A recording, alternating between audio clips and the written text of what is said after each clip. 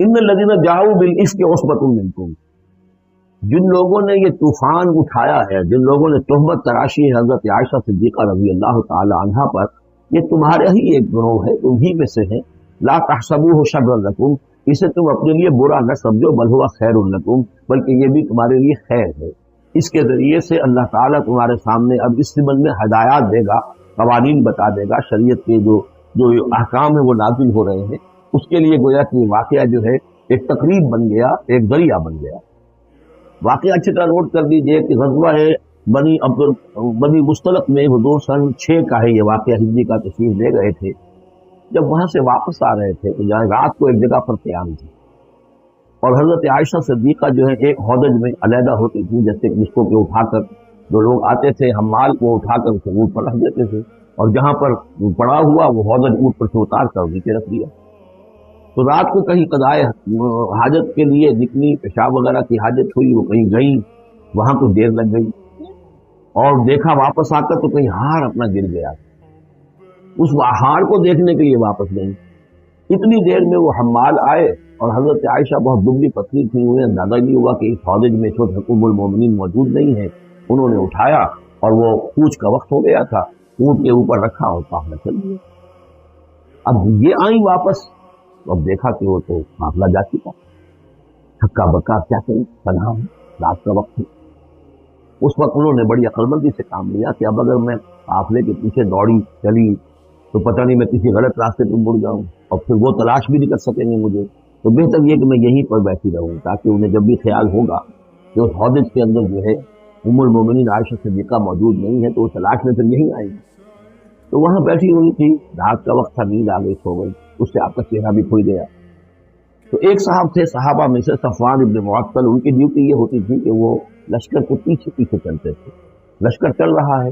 تو ذرا فاصلے سے کہ کہیں کوئی گری پڑی چیز رہ گئی ہو، کہیں کوئی بیمار ہو، وہ چل نہ پایا ہو لشکر کے ساتھ، رہ گیا ہو پیچھے، تو پیچھے وہ دیکھ بھال کرتے ہوئے آتے تھے۔ انہیں دور سے نظر آیا کہ یہاں کوئی ہے پڑی ہوئی ہے، گٹھڑی سی پڑی ہے کوئی، تو جا کر دیکھا، حضرت عائشہ کو پہچان لیا، اور وہ کہتے ہیں کہ میں نے اس لیے پہچان لیا کہ حجاب کی آیت کے نازل ہونے سے پہلے میں نے انہیں دیکھا۔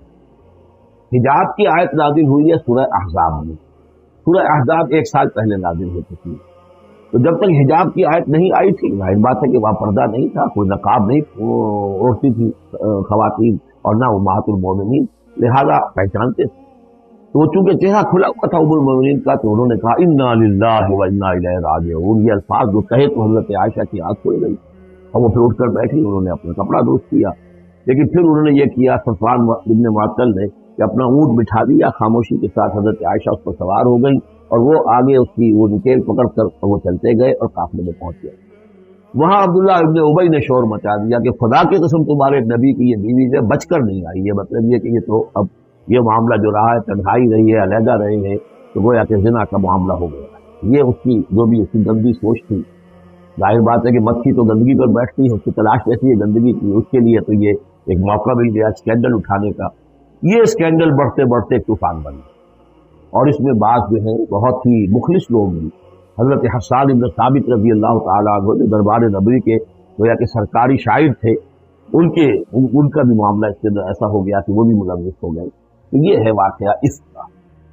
لیکن اس کے بعد قرآن مجید میں پھر یہ آیات نازل ہوئی، اللہ تعالیٰ نے برات کر دی، اور پھر یہ کہ ان کی پاک دامنی اور پاک بازی جو ہے وہ ثابت ہو گئی، اور اس کے بعد یہ معاملہ رفع دفع۔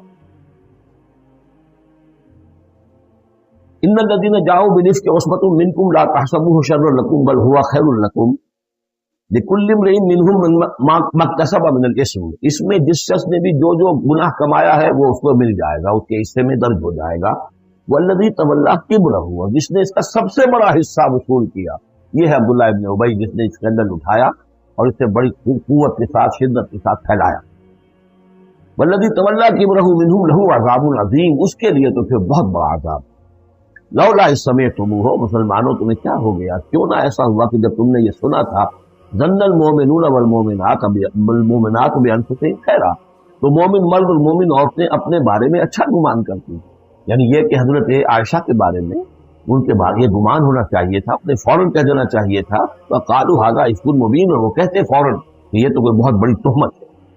لولا جاؤ علیہ باربعۃ شہداء،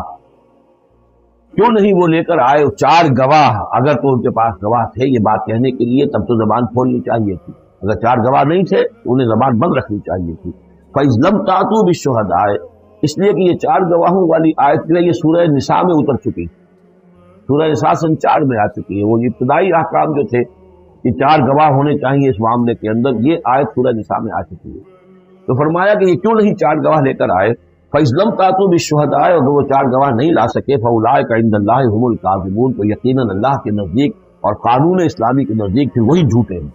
وَلَوْلَا فَضْلُ اللَّهِ عَلَيْكُمْ وَرَحْمَتُهُ، اور اگر نہ ہوتا اللہ کا فضل اور اس کی رحمت تمہارے شامل حال فی الدنیا والآخرہ، دنیا میں اور آخرت میں بھی، لَمَسَّكُمْ فِيمَا أَفَضْتُمْ، تو تم پر پڑتی اس چیز پر کہ جس کا چرچا تم نے کیا ہے، عذاب عظیم، بہت بڑا عذاب۔ اس تلقونہ بألسنتکم، یہ اصل میں انسانوں کی ایک عام کمزوری ہوتی ہے، اس طرح کی بات جو ہے بس ادھر سے سنی ادھر بیان کر دی، ادھر سے آگے بیان ہو گئی، جنگل کی آگ کی طرح اس قسم کی خبریں جو ہے وہ پھیل جاتی ہیں۔ اس تلقونہ بألسنتکم، جب کہ تم اسے لے رہے تھے اپنی زبانوں سے، یعنی یہ کہ ایک زبان سے دوسری زبان کو، اور زبان سے نکلی اور کوٹھے چڑھی والی جو ایک کہاوت ہمارے ہاں ہے، اس طریقے سے آسانی سے وہ بات پھیلتی چلی گئی۔ وَتَقُولُونَ بِأَفْوَاهِكُمْ، اور تم کہہ رہے تھے اپنے منہوں سے ما لَيْسَ لَكُمْ بِهِ علم، جس کے لیے تمہارے پاس کوئی علم نہیں تھا، کوئی دلیل نہیں تھی، کوئی بنیاد نہیں تھی، کوئی گواہی نہیں تھی، کوئی معلومات کی کوئی سورسز نہیں تھی۔ وَتَحْسَبُونَهُ هَيِّنًا،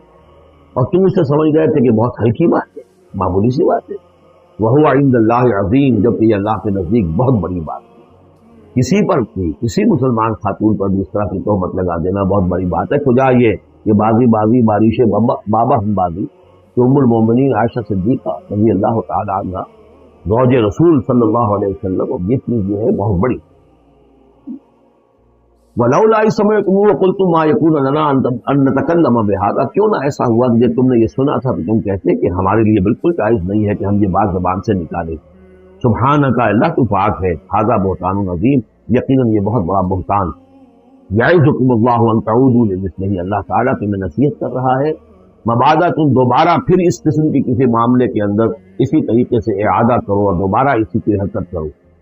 ابداً کبھی بھی، ان کنتم مؤمنین، اگر تم مومن ہو۔ وَيُبَيِّنُ اللَّهُ لَكُمُ الْآيَاتِ، اور اللہ تعالیٰ تمہارے لیے اپنی آیات کو واضح کر رہا ہے، واللہ علیم حکیم، اللہ علیم اور حکیم ہے۔ ان الذین یحبون ان تشیع الفاحشۃ فی الذین آمنوا لهم عذاب الیم، بے شک وہ لوگ جو یہ چاہتے ہیں کہ اہل ایمان میں بے حیائی کا چرچا ہو جائے تو ان لوگوں کے لیے بہت دردناک عذاب۔ ایک تو یہ کہ بے حیائی پھیل جائے، تشیع الفاحشہ شائع ہو جائے، بے حیائی عام ہو جائے، جو لوگ اس کے لیے، اب ظاہر بات ہے کہ آج کل تو کاروبار کے لیے، اپنے اخبار بیچنے کے لیے، اس کی جو ہے اشاعت بڑھانے کے لیے نئی سے نئی قسم کی رنگین تصویریں شائع کی جا رہی ہیں، یہ سارا کچھ ہو رہا ہے۔ کسی شے کا اشتہار دینا ہو، عورت کی تصویر ساتھ ہوگی، یہ سارا کچھ جو ہو رہا ہے، تو یہ لوگ کون ہیں کہ جو اس بے حیائی کو، بے پردگی کو یہ در حقیقت اس معاشرے میں پھیلا رہے ہیں؟ تو وہ لوگ کہ جو چاہتے ہیں کہ معاشرے کے اندر بے حیائی پھیلے، اور ایک اس کا مفہوم یہ بھی ہے کہ اگر کہیں ایسی کوئی غلط حرکت ہوئی ہے اور اس کا چرچا ہو گیا، یہ آج ہمارے اخبارات کے اندر بہت بڑے پیمانے پر ہو رہا ہے، یہ اسکینڈل شائع کر دیتے ہیں۔ اب وہ بات صحیح بھی ہے یا نہیں، غلط ہے تب بھی، لیکن ایک بات ہے، اس کا چرچا ہو گیا، پوری دنیا کے اندر پہنچ گئی۔ اب ظاہر بات ہے کہ بچے بھی پڑھتے ہیں، بچیاں بھی پڑھتی ہیں، ان کے لیے تو گویا کہ یہ ایک ان کی معلومات کا ایک کھاتہ کھل گیا کہ ایسا بھی ہوتا ہے، جس طریقے سے آج کل ہو رہا ہے معاملہ، اس کو جس طریقے سے اخبارات میں شائع کیا جا رہا ہے، تو اس کی اس اشاعت کے اندر خرابی کا پہلو زیادہ ہے، مضر پہلو زیادہ ہے۔ اگر ہے بھی ایسا معاملہ، اگر تو سزا کے قابل ہے تو گواہی دو اور سزا دلواؤ، اور ایسی سزا ہو کہ جس سے ایک کو سزا ہو اور ہزاروں کو ہوش آ جائے، اور اگر نہیں ہے تو خاموش ہو، اس کے اوپر زبان بولنا بھی جو ہے در حقیقت بہت بڑا جرم۔ ان الذین یحبون ان تشیع الفاحشۃ فی الذین آمنوا لهم عذاب علیم فی الدنیا والآخرہ، دنیا میں بھی اور آخرت میں بھی۔ واللہ یعلم وانتم لا تعلمون، اللہ جانتا ہے اور تم نہیں جانتے۔ ولولا فضل اللہ علیکم ورحمتہ، اور اگر اللہ کا فضل نہ ہوتا تم پر اور اس کی رحمت نہ ہوتی تو یہ تو طوفان ایسا اٹھا تھا کہ اس سے بڑے دور تک نتائج نکل سکتے تھے، یہ محذوف ہے۔ وَأَنَّ اللَّهَ رَءُوفٌ رَحِيمٌ، تو اللہ بہت رؤوف ہے اور رحیم ہے۔